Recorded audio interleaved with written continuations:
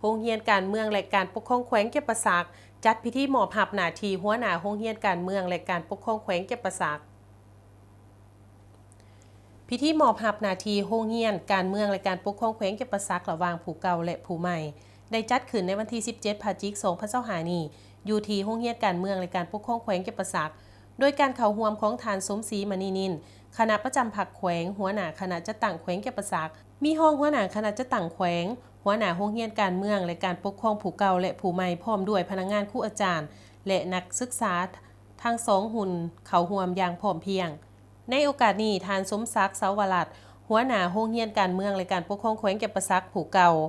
ได้สรุปคืนการสีน้ำผ้าในระยะผ่านมาซึ่งได้ยกให้เห็นหลายผลงานที่สามารถหยาดมาได้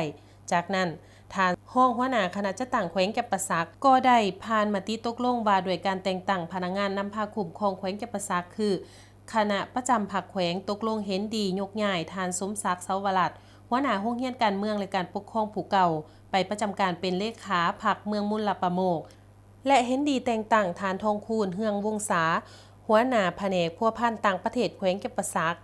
มาประจำการอยู่โรงเรียนการเมืองและการปกครองแขวงเก็บปะสักและแต่งตั้งเป็นหัวหน้าโรงเรียนการเมืองและการปกครองแขวงเก็บปะสักทั้งเป็นเลขาหน่วยพรรคจากนั้นก็ได้เซ็นบทบันทึกมอบหับหน้าที่ระหว่างทานสมศักดิ์เสาวรัตน์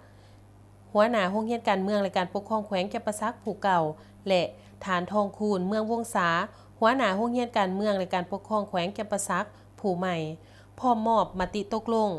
โอกาสนี้ทานสมศรีมณีนินคณะประจำพรรคแขวงหัวหน้าคณะจัดตั้งแขวงเก็บปะสักก็ได้มีคำเห็นโอล่มตืมอีก